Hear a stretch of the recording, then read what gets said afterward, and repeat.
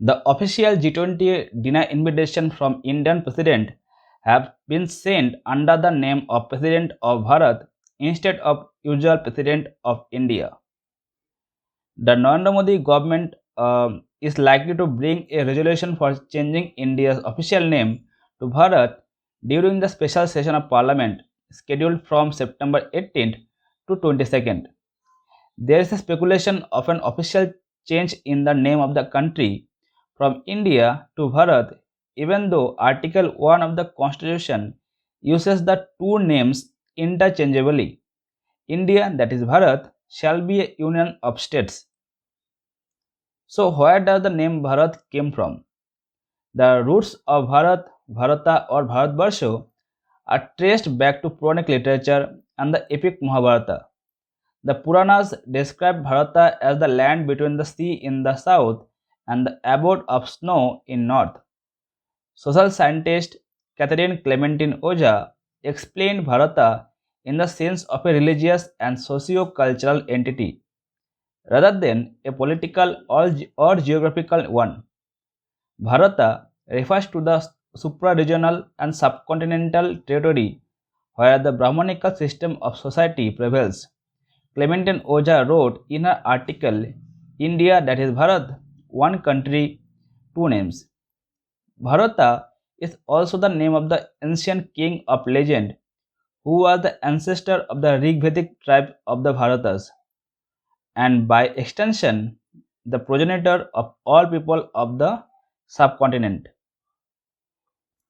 Writing in January 1927, Jawaharlal Nehru alluded to the fundamental unity of India that was endured from the remote past, a unity of common faith and culture. India was Bharata, the holy land of Hindus, and that is not without significance that the great place of Hindu pilgrimage are situated in the four corners of India.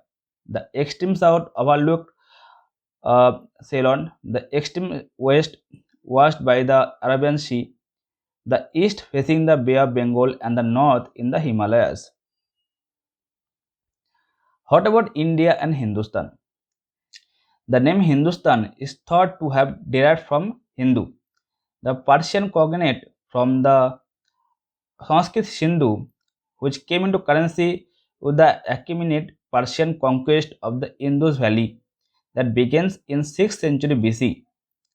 The Achaemenids used the term to identify the lower Indus basin, and from around the 1st century of the Christian era, the suffix "tan" came to be used with the name to create Hindustan.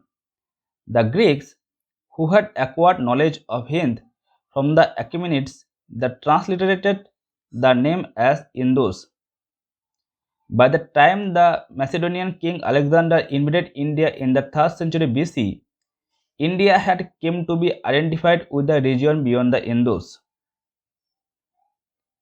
By the time of early Mughals, which is 16th century, the name Hindustan was used to describe the entire Indo-Gangetic plain. Historian Ian J. Borrow, in his article From Hindustan to India, changing names, wrote that in the mid to late 18th century, Hindustan often referred to the territories of the Mughal emperor, which comprised much of South Asia. From the late 18th century onwards, British maps increasingly began to use the name India, and Hindustan started to lose its association with all of South Asia. Part of the appeal of the term India may have been its Greco-Roman association, its long history of use in Europe, and its adoption of scientific and bureaucratic organizations such as the Survey of India. Ian J. Barrow wrote, the adoption of India suggested how colonial nomenclature signaled changes in the perspective and helped user in an understanding of subcontinent as a single bounded and British political territory. How did Bharat and India came into the constitution? In his monumental discovery of India, Nehru referred to India, Bharata and Hindustan. He said, Often, as I wandered from meeting to meeting, I spoke to my audience of this India of ours, of Hindustan, of Bharata, the old Sanskrit name derived from the mythical founders of the race. But when the question of naming India in the constitution arose, Hindustan was dropped and both Bharat and India were retained. During the Constituent Assembly debates, name and territory of the Union was taken up for the discussion on September 17th, 1949. Right from the time the first article was read out as India, that is Bharat, shall be a union of states. A division arose among the members. There are quite a few members who were against the use of the name India, which they saw as being a remainder of the colonial past. Harivishnu Kamath suggested that the first article should read Bharat or in English language India shall be and such. Seth Govind Das, representing the central province and Verar, proposed Bharat known as India also in foreign countries. Hargobind Pant, who represented the hill districts of the United Province, made it clear that the people of northern India wanted Bharatvarsha and nothing else. The government of India has not yet made a decision on whether to rename the country.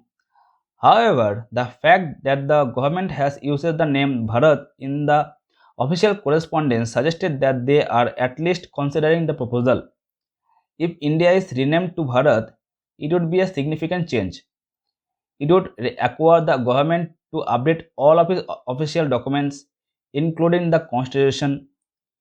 It would also require businesses and organizations to change their branding and marketing materials. It is too early to say whether India will be renamed to Bharat.